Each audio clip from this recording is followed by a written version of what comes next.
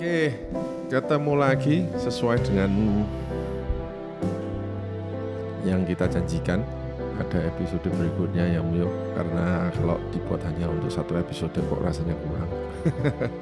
Saya nervous nih di update 2 suhu Celsius atau Fahrenheit?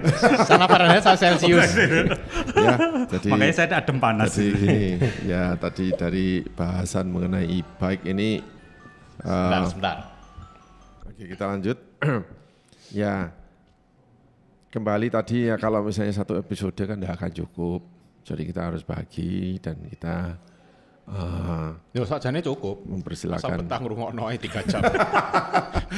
Ya itu. Ya. Kalau Ini diomong cukup kayak kok. Limitnya YouTube berapa bisa ya, ya? bisa limit yo. Sama gorengan aja lali. Ya, mau semalam suntuk kok wayangan iso. Gorengan karo kopi. Ya, jadi beberapa orang. ini gini, Rik. Ini topiknya e-bike gitu loh. Ya. Sebetulnya kan kita pernah ya bahas sedikit-sedikit tentang Ya. e-bike walaupun tidak full satu episode, ya kan, mengenai e-bike, bahwa sebetulnya kita ini ya sudah memprediksi bahwa e-bike ini bakalan akan menjadi mainstream, ya kan, sudah akan menjadi normal lah istilahnya. Lambat laun e-bike ini akan memiliki pasarnya sendiri. Betul. Gitu. Nah itu waktu kita membuat episode di HR Muhammad yang kita Siskiyou Ya, Siskiyou HE. waduh, nikmat. Pingin toh? Pingin. Kepingin, saya enggak. Saya enggak. Asik nih, dua kutub yang berbeda ini. Saya pinginnya itu bukan berarti pingin langsung ingin beli. Kalau Enggak. saya jenis sepeda kayak Iya. itu dengan mesin autonomous shiftingnya Iya, itu, autonomous shifting. saya tidak tertarik. Oke.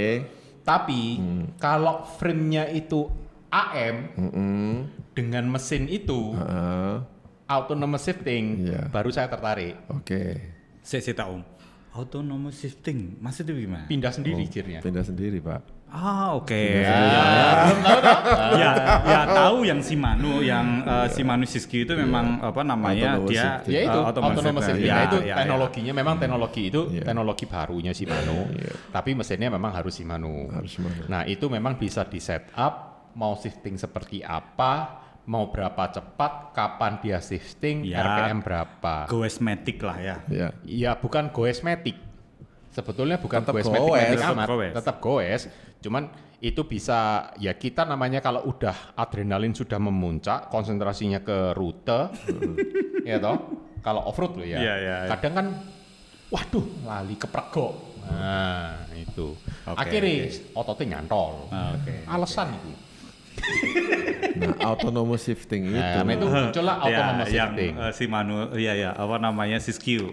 Siskiyou. Nah, gara-gara sistem itu sampai VP-nya Shimano dari Jepang itu datang ke tempat saya, ngomong, kamu sudah tahu ada ini. Itu waktu itu kita belum bikin videonya, setahun 6 bulan sebelumnya. Oh, kita lagi kembangin ini. Oke. Kalau sudah ada, kalau sudah ready, kamu harus bahas itu. Ini future technology. Oke. Kita coba. Nah, Ternyata itu. ya, oke. Nah, itu loh Om Yo.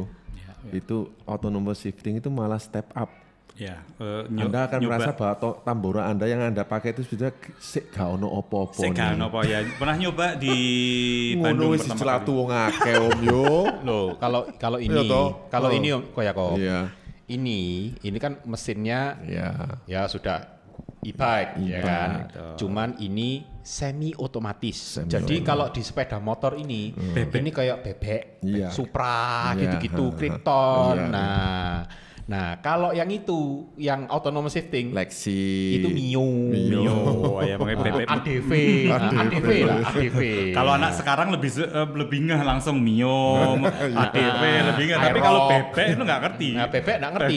Bebek mereka ngertinya bebek yang ada bumbu kuning, sambal cobek. Nah, itu tahu. Oke. Om Yo, Ya. saya tanya ini, ya, setelah Anda memakai dengan sekian kilometer, ya itu termasuk sudah tinggi loh itu ya, tembus 1000 itu dengan e-bike. Masa depan e-bike menurut Anda itu gimana?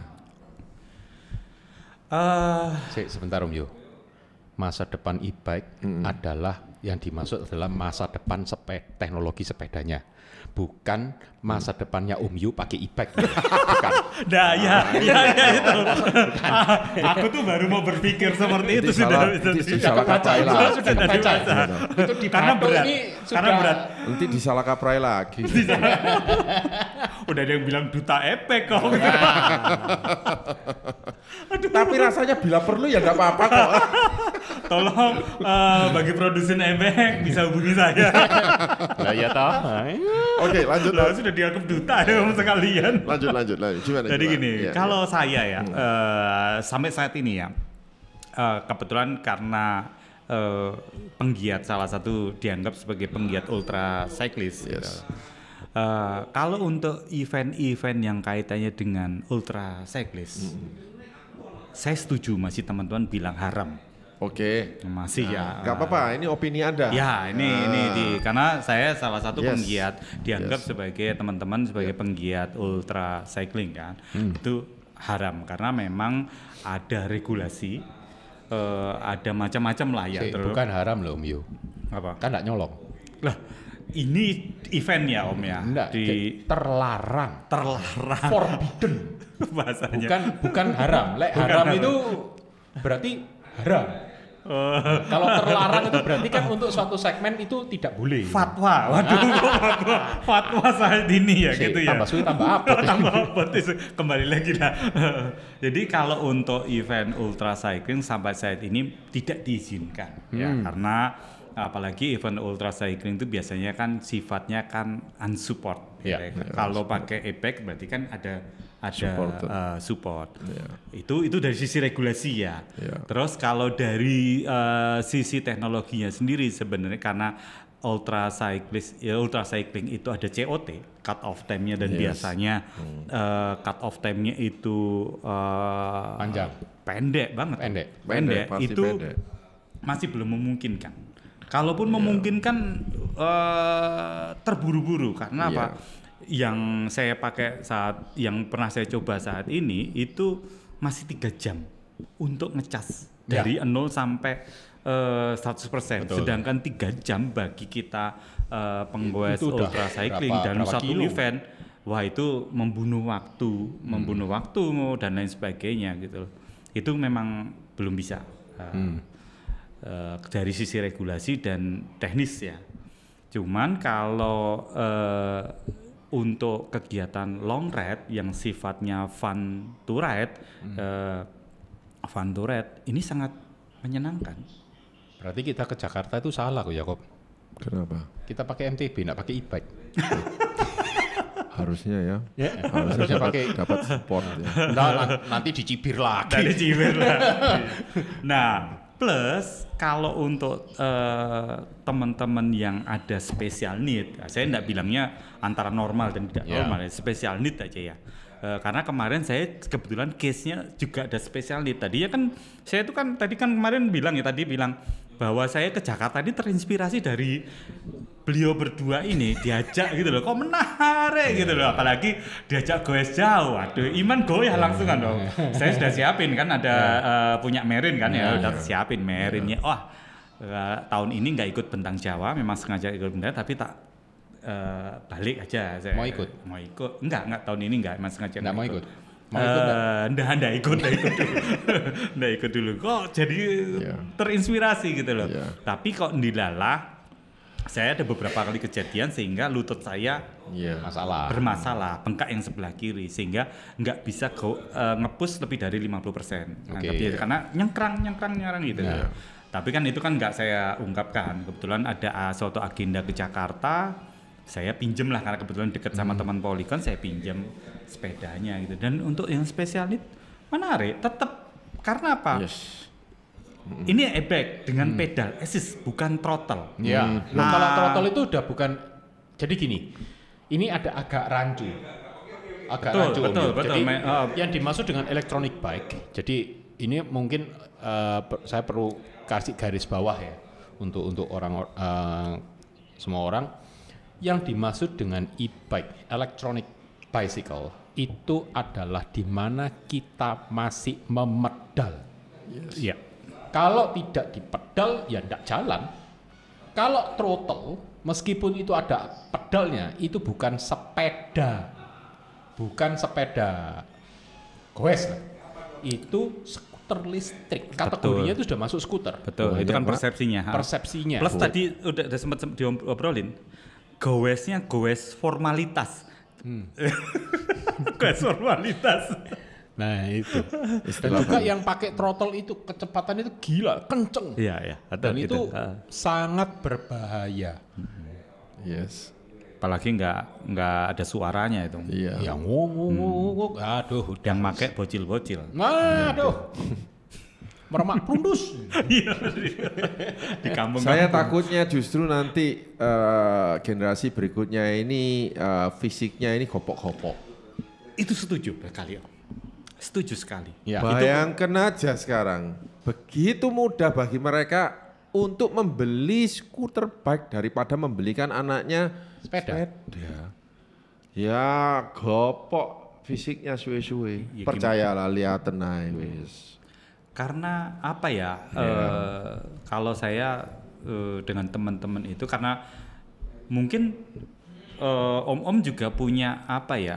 Ada memori masa kecil terhadap sepeda sehingga ketika sekarang itu membekas gitu loh. Kalau tadi yang goes throttle itu ternyata nggak akan membekas Ya di masa kecil mereka. Betul. Sehingga dia punya memori untuk pingin bersepeda lagi ya.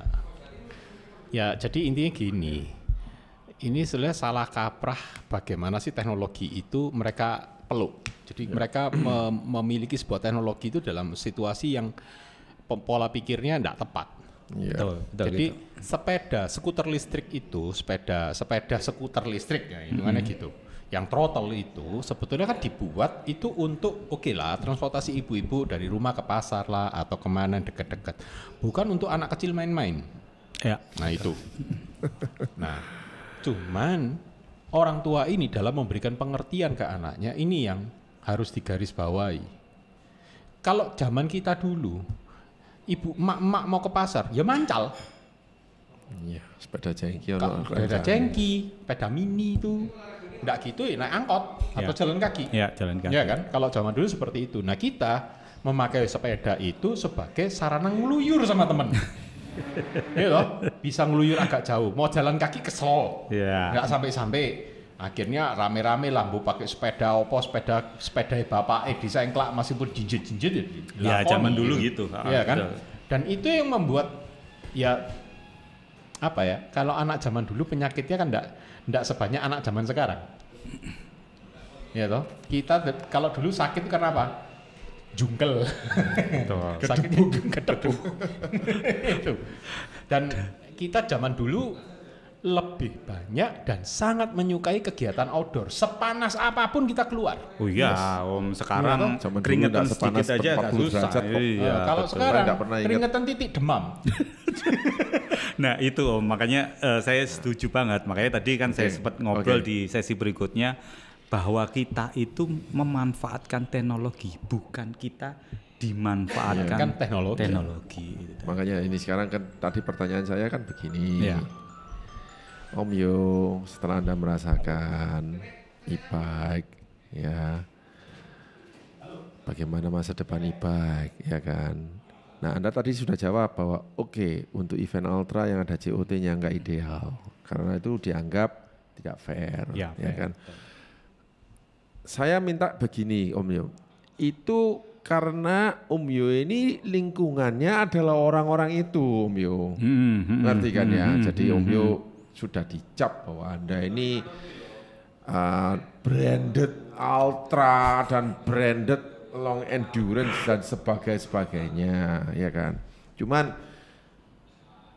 di sini coba sih Anda menempatkan diri Anda di sepatunya orang lain. Ya, artinya sepatunya orang lain itu adalah di mana fungsi dari e-bike ini benar-benar 100% bisa dimanfaatkan.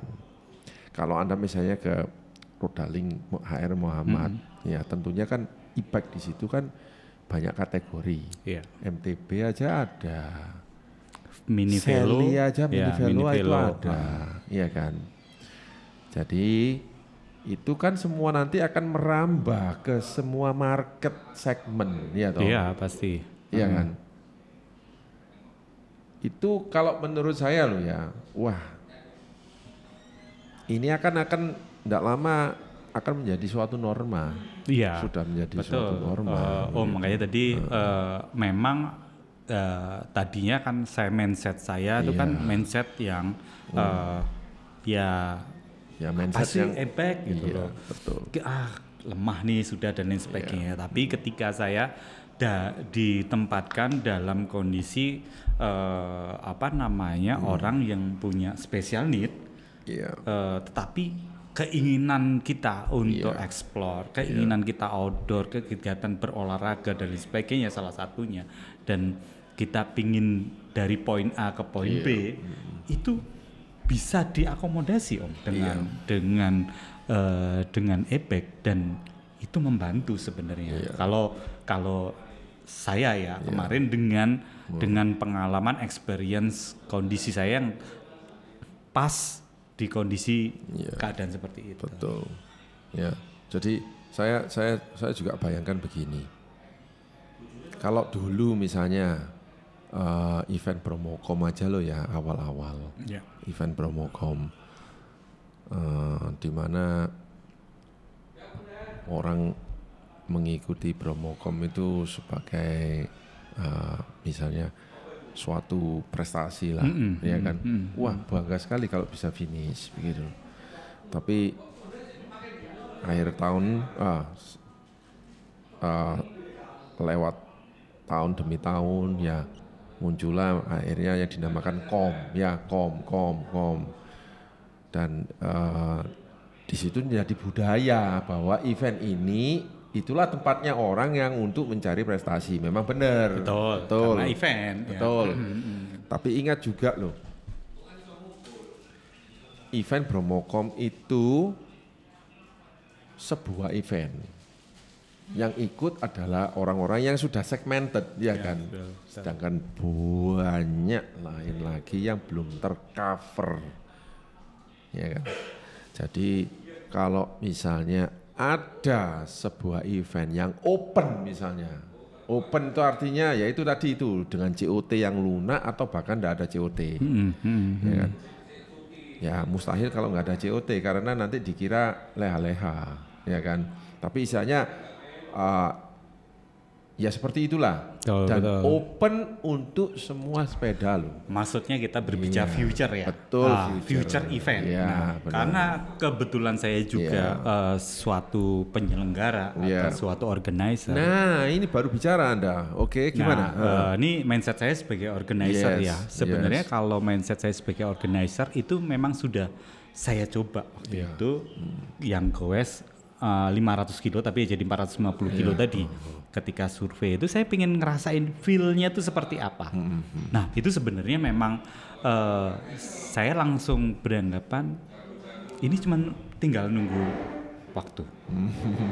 Tinggal nunggu waktu. Mungkin sekarang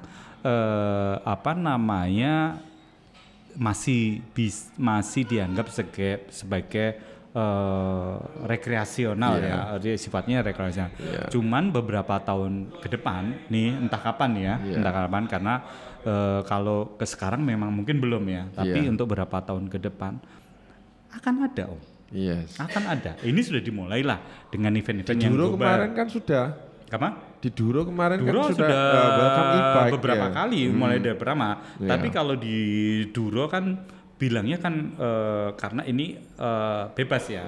Tapi kalau waktu ada beberapa event, karena saya pernah nyoba juga pertama dengan dulu tahun lalu ya juga banyak sudah mulai dari MTB. pertama. Okay. Mulai dari pertama. Artinya memang dibebaskan. Betul. Tapi waktu itu sebelum Duro kita juga udah nyoba sifatnya gobar karena kita nggak mau bilangnya itu suatu event ya gitu. Itu tantangannya luar biasa itu. Cuman kan pasti akan ada kok, cuman kita tinggal nunggu waktu dan mungkin dengan ada teknologi yang lebih lebih baik lagi secara charging dan lain sebagainya, itu saya ada. Kalau saya memang sebagai organizer sudah berpikiran ke situ, tapi kan mungkin bukan saat ini. Mungkin bukan saat ini kalau itu sih. Ya, kan juga sekarang misalnya e-bike ya sudah semakin terjangkau ya. Misalnya tadinya itu bandrolnya 100, kemudian udah turun ke 80, 60. Ya sama kayak mobil listrik kan gitu. Iya. Betul. Ya kan? Ya teknologi itu kan tambah lama, tambah murah karena pengembangannya mereka semakin bisa membuat sebuah part itu semakin efisien. Semakin efisien, mungkin misalnya seperti ini. Kalau dulu dengan uang 10 juta misalnya, kita membeli buah baterai. Mungkin cuma dapat yang misalnya 10 kWh misalnya. Terus sekarang saat ini dengan uang yang sama 10 juta kita sudah bisa mendapatkan baterai mungkin yang sudah 30 kWh. Iya betul. Kalau mungkin nilainya sama tapi kapasitasnya membesar. Betul. Ya begitu juga dengan teknologi motor-motornya e-bike ini. Bahkan sekarang kan banyak merek-merek yang kadang-kadang di luar nalar bahwa merek ini brand ini tidak akan mengeluarkan mesin e-bike, tapi keluar. Xiaomi. Di otomotif ya. DJI. Yang paling mengagetkan itu kok ya Kop. Yang paling mengagetkan itu DJI. Karena DJI ini drone teknologi kan. Sebuah perusahaan di Shenzhen yang konsentrasinya di drone. Jangan salah juga loh. Siapa sih Elon Musk gitu?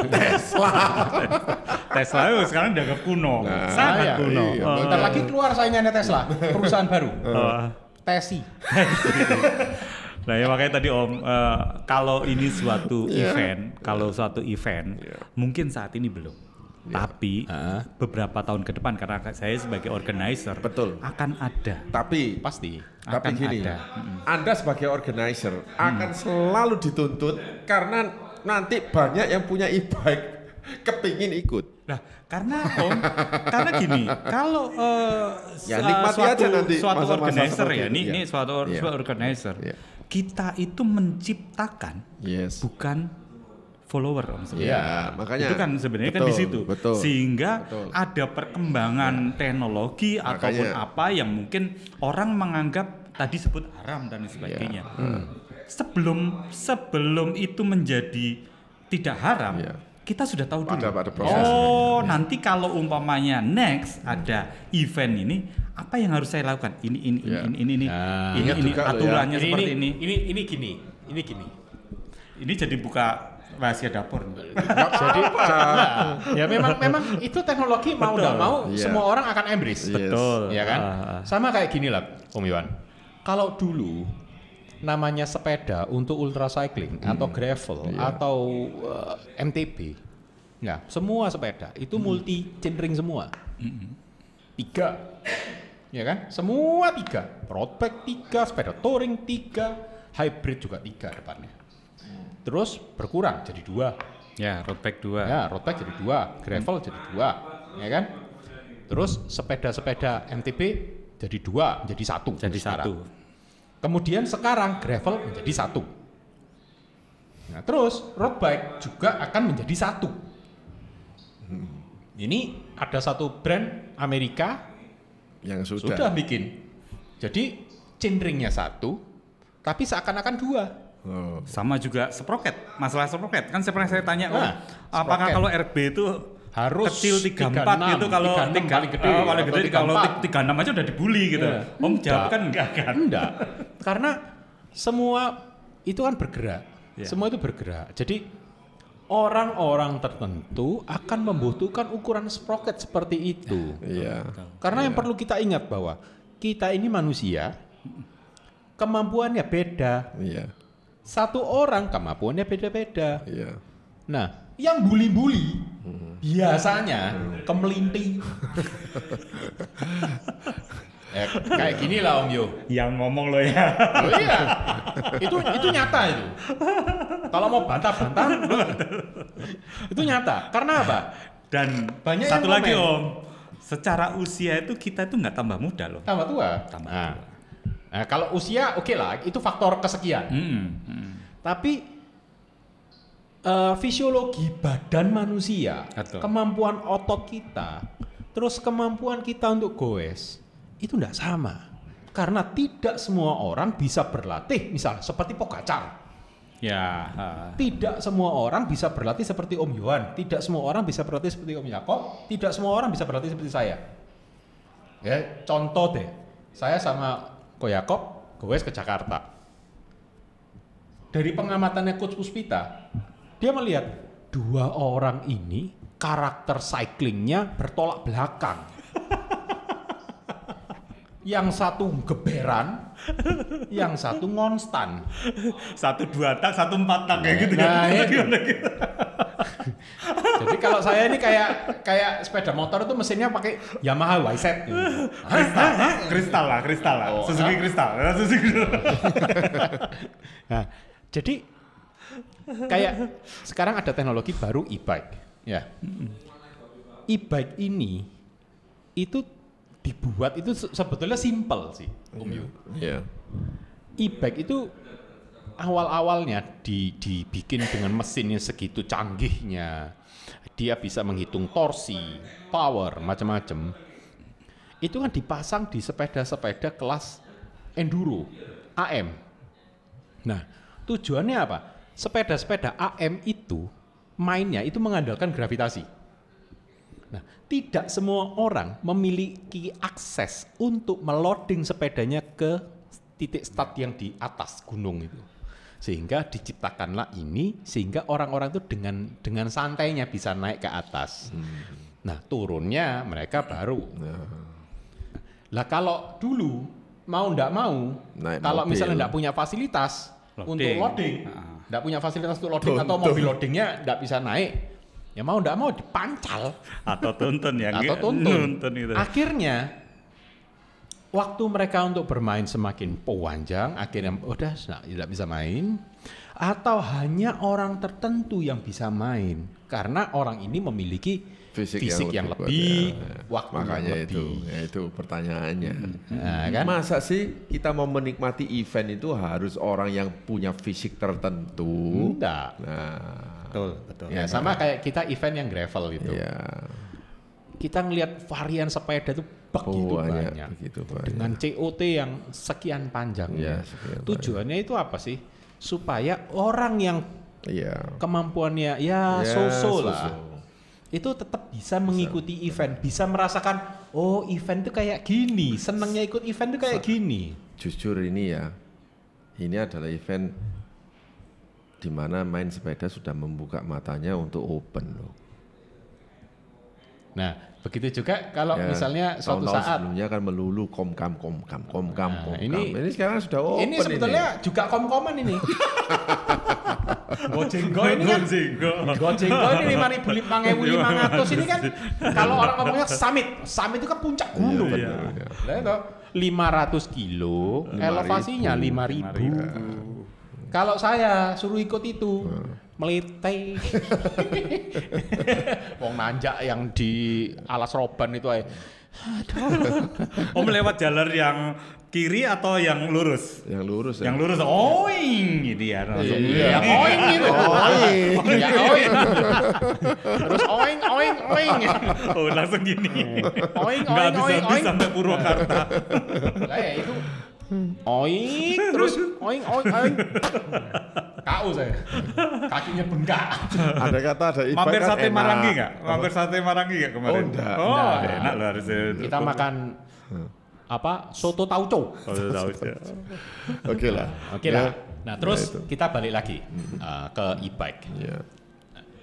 Sebetulnya, Ko Yakob, kalau kita ngelihat e-bike ini sebuah teknologi yang diciptakan untuk orang-orang, ya betul dikatakan Om Yohan tadi, ada keterbatasan dalam fisik. Kalau diaplikasikan di sepeda-sepeda seperti XC dan gravel, itu memang untuk orang-orang yang memiliki special need, bukan dalam kutip ada difabel ya, bukan.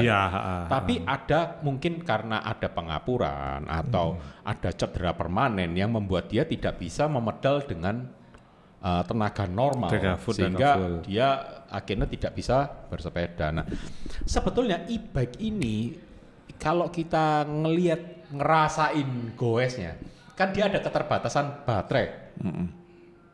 Baterainya kan umurnya paling 3 jam, 4 jam. Ya kan kalau kita taruh di EcoMode itu 3 jam ya? Kalau saya kemarin ada pertanyaan itu berapa jam? Kalau saya bilangnya bukan jam. Kilo. Berapa kilo? Berapa kilo? Karena saya bisa ini kalau on paper ya. On paper plus ada baterai cadangannya itu 118.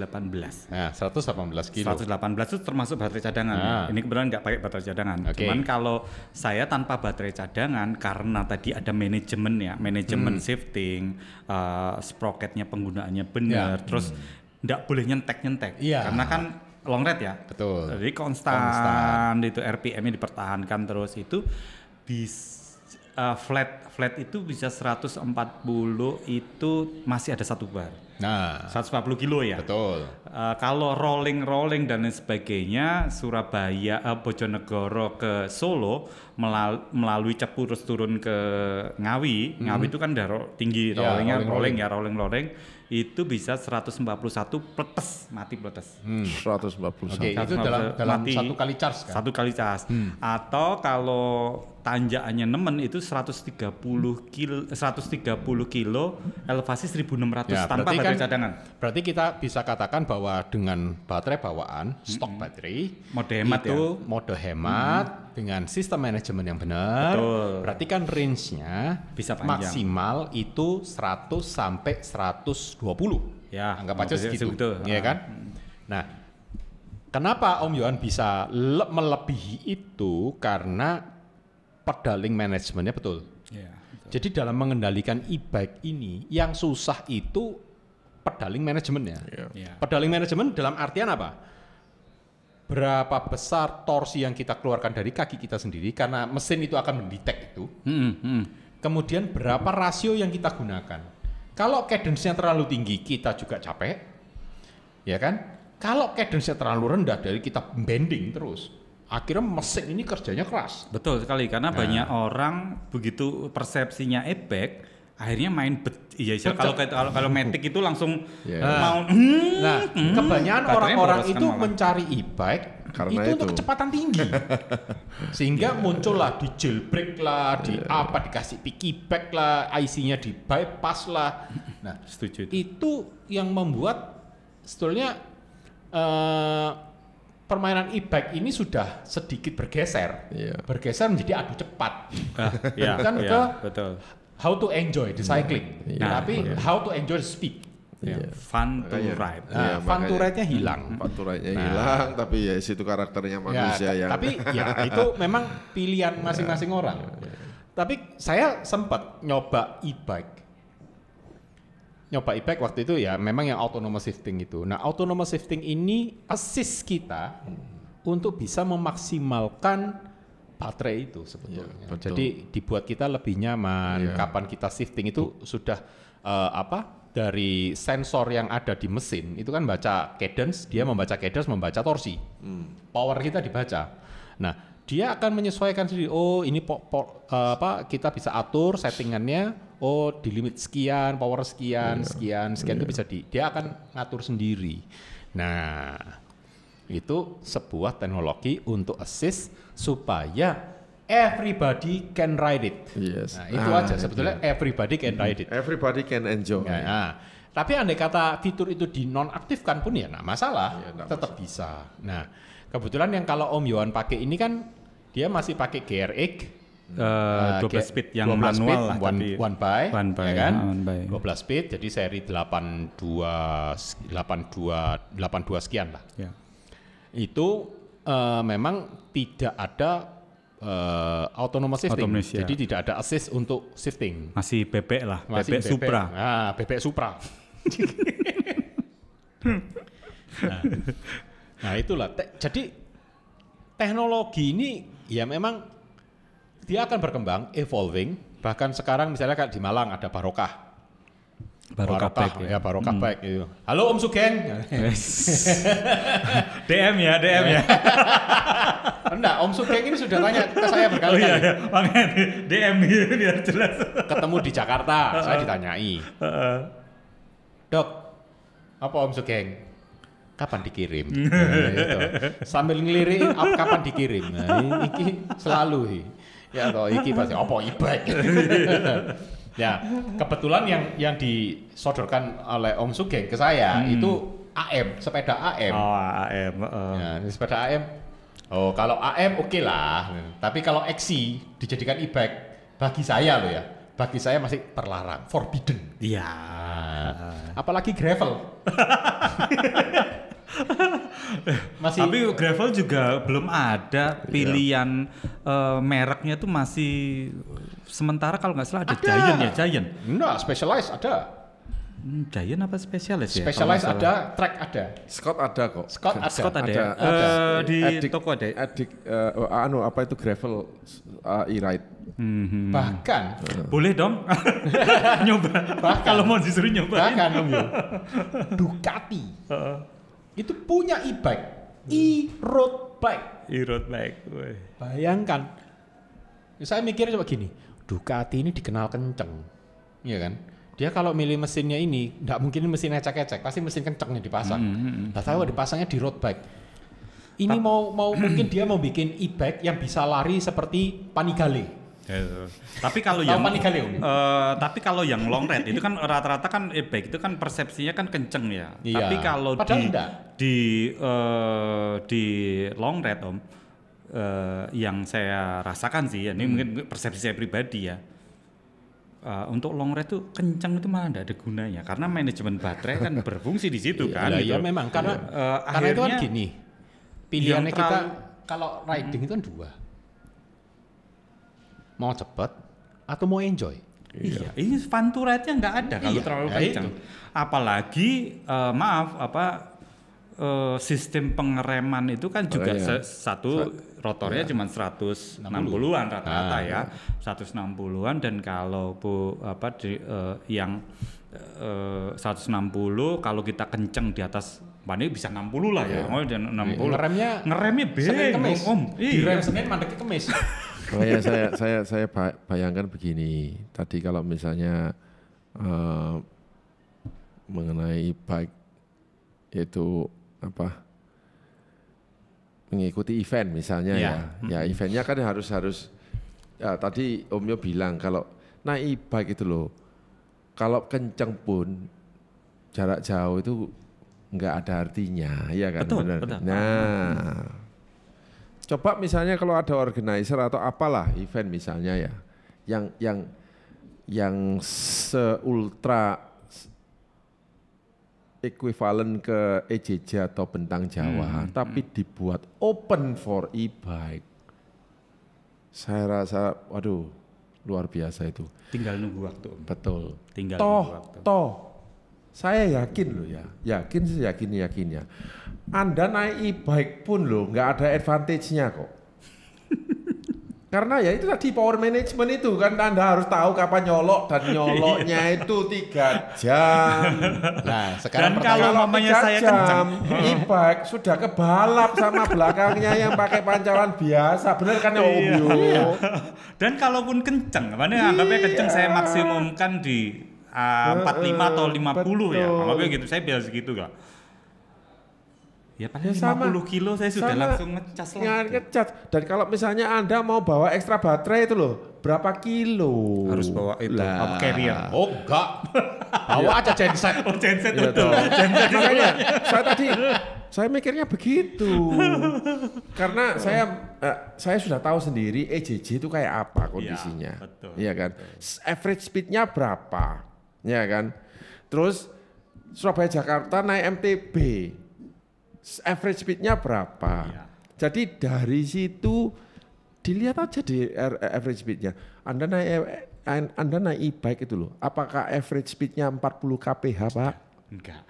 20-an. Kecepatannya saya itu antara 25 maksimum 30, 25 iyalah, 30. Karena kan konstan. Betul. Ya. Nah, bedanya hanyalah tetap bisa goes walaupun ada cedera. Betul. Nah itu cuman itu. Tadi itu kan saya awal-awal waktu di video yang sebelumnya saya bilang Banyak loh orang-orang itu dengan anomali kesehatan. Banyak sekali. Kalau Anda misalnya pincang sebelah. Iya, betul. Ya toh. Cacat. Ya toh.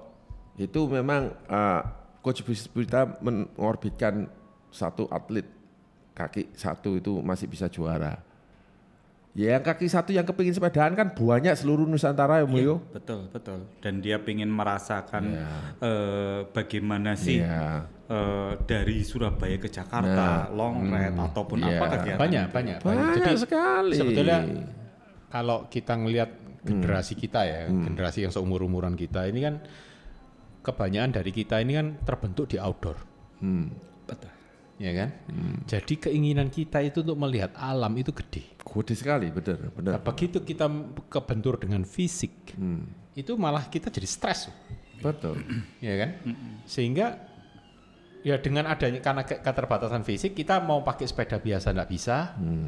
Dengan adanya teknologi ini, pedal assist itu akan membantu kita untuk bisa explore lagi untuk menghilangkan stres-stres ini bisa hilang. Makanya itu kalau saya waktu masuk di Polygon HR Muhammad melihat begitu banyak varian e-bike.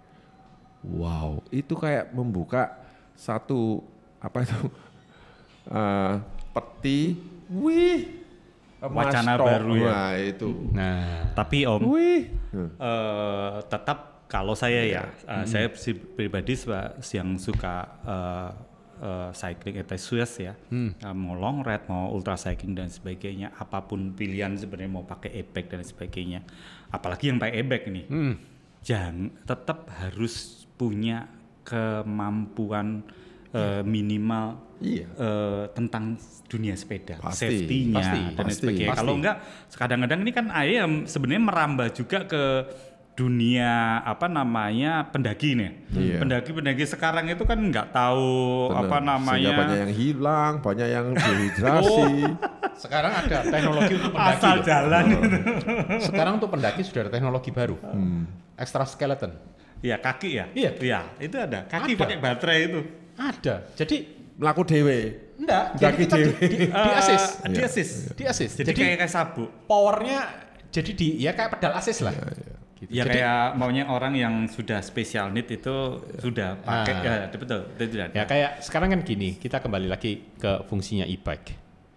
Setelah kalau kapan sih kita memiliki e-bike? Itu satu, kita memang ada satu keterbatasan fisik dalam tanda kutip, special tapi need. kita tetap ingin goes jauh beradventure, itu bisa. Terus kalau kita bike to work, bike to work menggunakan sepeda-sepeda kayak Siskiyou HE, kemudian kayak mini velo yang ada sepeda-sepeda komuter punyanya Polygon kan banyak yang e-bike. Itu saya merasa ini satu pemanfaatan yang bagus karena kita memanfaatkan teknologi. Kita memanfaatkan teknologi untuk membantu kita melakukan suatu aktivitas. Tapi bukan karena kita males. Kita misalnya pakai bike to work.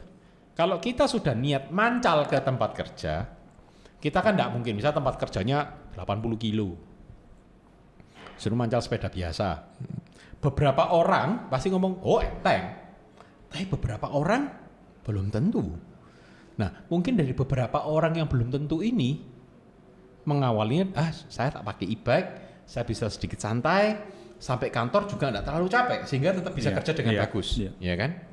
Nah, performanya masih ada. Performanya untuk bekerja masih ada karena tujuannya sebagai alat transportasi. Nah, terus untuk pemain-pemain AM itu yang memang tempatnya agak susah dicapai dengan loading. Nah, kemudian juga untuk orang-orang yang mungkin punya aritmia jantung, aritmia jantung itu mungkin juga bisa menggunakan e-bike itu olahraga. Mengatur e-bike, mengatur laju e-bike dan menghentikan e-bike itu tidak gampang. Pengetahuan itu harus. Jadi pengetahuan Anda kalau kita mau main e-bike Bukan asal Anda punya uang, beli, pakai, selesai. Enggak.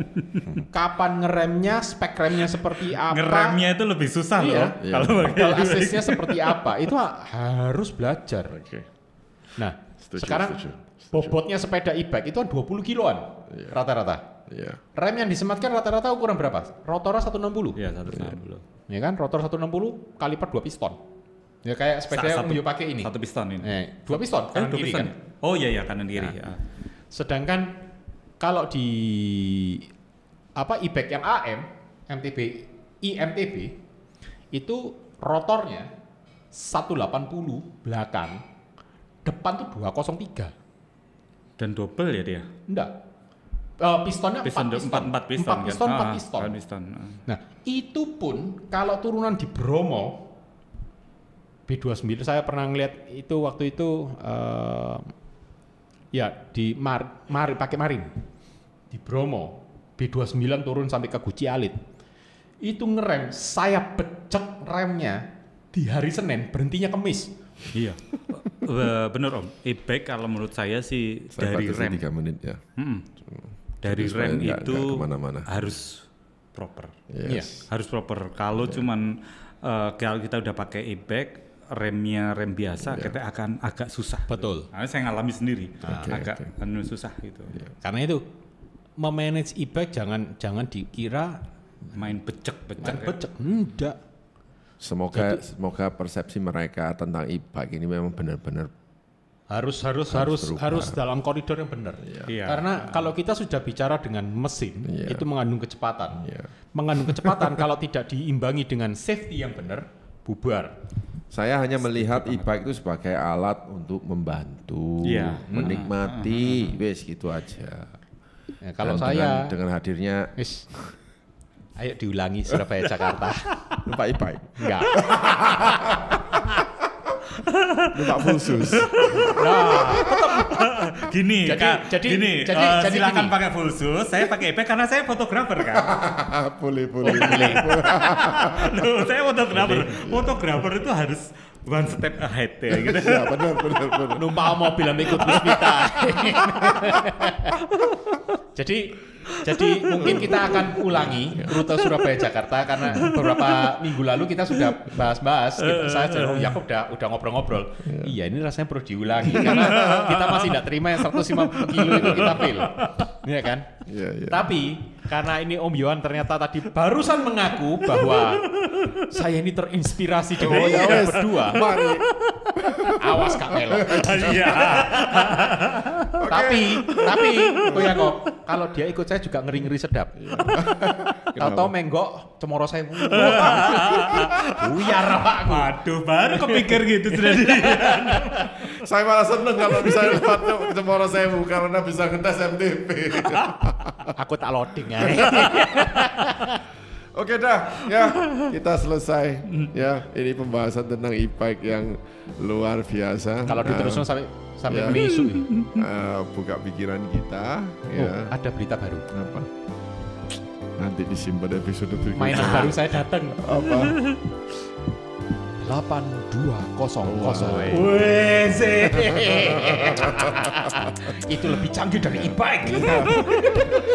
Oke, sampai ketemu ya di terima kesempatan kasih. yang lain, episode yang lain. Terima kasih Om Yo. Mantap, terima kasih Om berdua.